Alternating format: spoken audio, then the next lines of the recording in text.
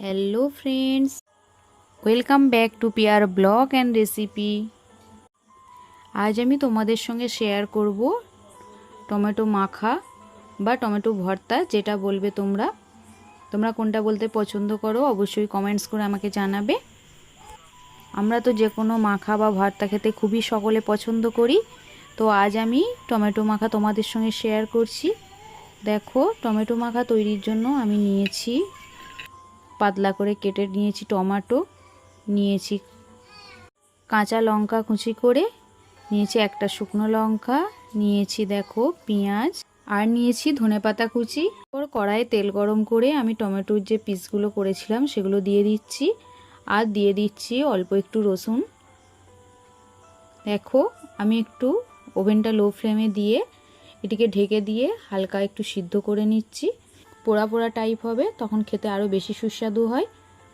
টমেটোগুলো দেখো, টমেটোগুলো সিদ্ধ হয়ে গেছে, এবার আমি এটিকে প্লেট আউট করে নিয়েছি। অন্যদিকে ওই একই কড়াতে আমি আরও একটু তেল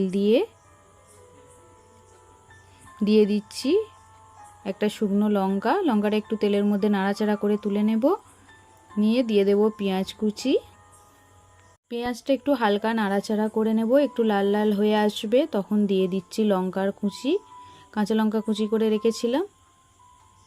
অন্যদিকে আমি টমেটোগুলোকে একটু খোসা ছাড়িয়ে মেখে রাখছি, রসুনটাও মেখে রাখছি।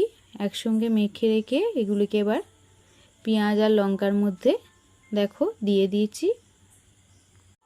একটু নাড়াচাড়া করে এর মধ্যে আমি দিয়ে দিচ্ছি নুন পরিমাণ মতো, দিয়ে দিচ্ছি ধনিয়া পাতা। দেখো, দিয়ে একটু নাড়াচাড়া করলেই কমপ্লিট হয়ে যাবে আমার টমেটো মাখাটা। এবার ওটাকে তুলে নিয়ে ওভেনটাকে লো ফ্লেমে রেখে একটা লঙ্কা পুড়িয়ে একটুখানি পুড়িয়ে নিচ্ছি। দেখো, শুকনো লঙ্কা পুড়িয়ে নিলে সেন্ট আরও সুন্দর হয়, গন্ধটা ভালো আসে। এরপর আমি ভালো করে মেখে নিচ্ছি। দেখো, এইভাবে লঙ্কা পেঁয়াজ ধনিয়া পাতা একসঙ্গে মেখে দেখো রেডি আমার আজকে টমেটো মাখা বা টমেটো ভর্তা, যেটা তোমরা বলবে। খেতে খুবই সুস্বাদু, দেখতেও সুন্দর হয়েছে। তোমরা অবশ্যই বাড়িতে একবার ট্রাই করবে, আর যদি ভালো লাগে তাহলে আমার চ্যানেলটিকে সাবস্ক্রাইব করবে, লাইক শেয়ার কমেন্টস করবে।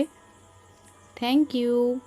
আর কি মাখা করে দেখাবো তোমাদেরকে অবশ্যই কমেন্টস করে জানিও তোমরা। বাই।